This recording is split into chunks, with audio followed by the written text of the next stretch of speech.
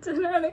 അച്ഛന് ലിവർ മാറ്റി വെക്കണം, തിങ്കളാഴ്ചയാണ് ലിവർ മാറ്റി വെക്കാൻ പറഞ്ഞിരിക്കുന്നത്. അങ്ങനെ കിടക്കുന്ന കാണാൻ ഞങ്ങളെ കൊണ്ട് പറ്റില്ല. എങ്ങനെയെങ്കിലും തിങ്കളാഴ്ച സർജറി പറഞ്ഞിരിക്കുക. കാശൊന്നും ആയിട്ടില്ല, എന്താ ചെയ്യണ്ടെന്ന് അറിയില്ല. ഭർത്താവാണ് ഈ കിടക്കണത്. കുറെ വർഷങ്ങളായി ഞാൻ കൊണ്ട് കിടക്കണം. ഇനി ഭേദമായിട്ടില്ല. ഇനി ഭേദമാണെങ്കിൽ സർജറി ഡോക്ടർ പറഞ്ഞിട്ട് ഞാൻ ലിവർ കൊടുത്തോണ്ട് എന്നാലും രക്ഷപ്പെടണം. എന്നെ നിങ്ങൾ സഹായിക്കണം. നിങ്ങളല്ലാതെ ആരും ഞങ്ങളെ സഹായിക്കാനില്ല. ഞങ്ങൾക്ക് വേണ്ടിയിട്ട് നിങ്ങൾ സഹായിക്കണം. അച്ഛൻ ഇങ്ങനെ കിടക്കുന്ന കാണാൻ ഞങ്ങളെ കൊണ്ട് പറ്റില്ല. എങ്ങനെയെങ്കിലും തിങ്കളാഴ്ച സർജറി പറഞ്ഞിരിക്കുക. കാശൊന്നും ആയിട്ടില്ല, എന്താ ചെയ്യണ്ടെന്ന് അറിയില്ല. അസ്സലാമു അലൈക്കും. ഫിറോസ് കുന്നംപറമ്പിലാണ്. ഞാനിപ്പോൾ ഉള്ളത് പട്ടാമ്പിയിലാണ്. പട്ടാമ്പി വല്ലപ്പുഴയിലെ ചെറുകോടുള്ള ശിവശങ്കരേട്ടന്റെ വീട്ടിലാണ്. ഇതൊരു അവസാനത്തെ ചാൻസ് ആണ്. സത്യമായിട്ടും ഇതൊരു അവസാനത്തെ ചാൻസ് ആണ്.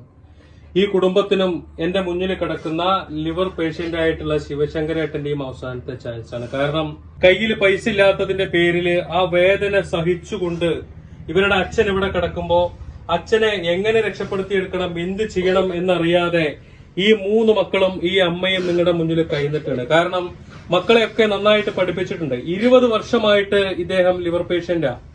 ഓട്ടോറിക്ഷ ഓടിച്ചിട്ടാണ് ഈ കുടുംബം പോറ്റിയിട്ടുണ്ടായിരുന്നത്.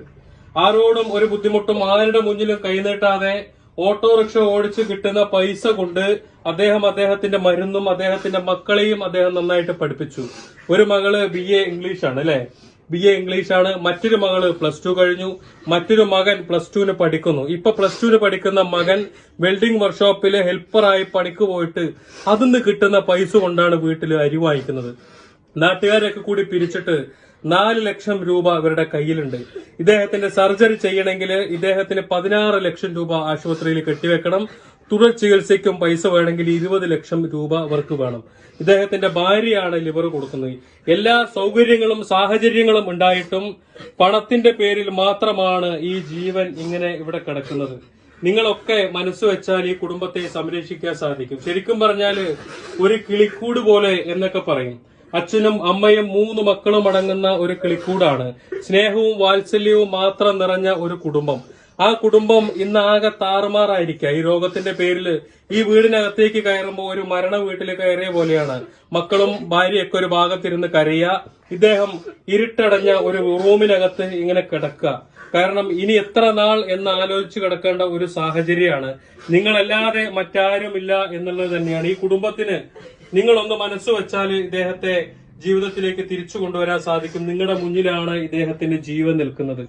ഇതൊരു അച്ഛന്റെ ജീവൻ രക്ഷിക്കൽ മാത്രമല്ല, ഇദ്ദേഹം ജീവിതത്തിലേക്ക് തിരിച്ചു കൊണ്ടുവന്നു കഴിഞ്ഞാൽ ഈ 3 മക്കൾക്കും ഈ ഭാര്യയ്ക്കും താങ്ങും തണലുമാണ്. ഒരു അദ്ദേഹത്തിന്റെ പഴയ ജീവിതത്തിലേക്ക് തിരിച്ചു കൊണ്ടുവന്നാൽ ആ ഓട്ടോറിക്ഷ ഇപ്പോഴും അവിടെ കിടക്കുന്നുണ്ട്. അതിന്റെ അടവൊക്കെ തെറ്റിയിരിക്കുക, ഇൻസ്റ്റാൾമെന്റ് ഒക്കെ തെറ്റി ആ ഓട്ടോറിക്ഷ അവിടെ കിടക്കുന്നുണ്ട്. അത് നന്നാക്കി എടുത്താൽ ഈ കുടുംബത്തിന് വേണ്ടി അദ്ദേഹം വീണ്ടും ആ ഓട്ടോറിക്ഷ ഓടിച്ചു തുടങ്ങും. അതിന് നിങ്ങൾ മനസ്സ് വെക്കണം. അതല്ലാതെ വേറൊരു വഴിയില്ല. കഴിയുന്ന ആളുകളൊക്കെ ഇവർക്ക് വേണ്ടി സഹായിക്കണം. ഇവരുടെ അക്കൗണ്ട് നമ്പർ ഞാൻ ഇതിന്റെ മുകളിൽ വെക്കുന്നുണ്ട്. നിങ്ങൾ എല്ലാവരും സഹായിക്കുമെന്നൊരു പ്രതീക്ഷയോടുകൂടി നിർത്തുകയാണ്. വേറൊരു വഴിയില്ല. ഈ ജീവനെ രക്ഷിച്ചെടുക്കണം. ഇതൊരു അവസാനത്തെ ചാൻസ് തന്നെയാണ്. ആ ചാൻസ് ആണ് നിങ്ങളുടെ മുന്നിലേക്ക് വെച്ചിട്ടുള്ളത്. ഈ കുടുംബത്തിന്റെ സഹായിക്കണമെന്ന് അഭ്യർത്ഥിക്കുകയാണ്. അസ്സലാമു അലൈക്കും.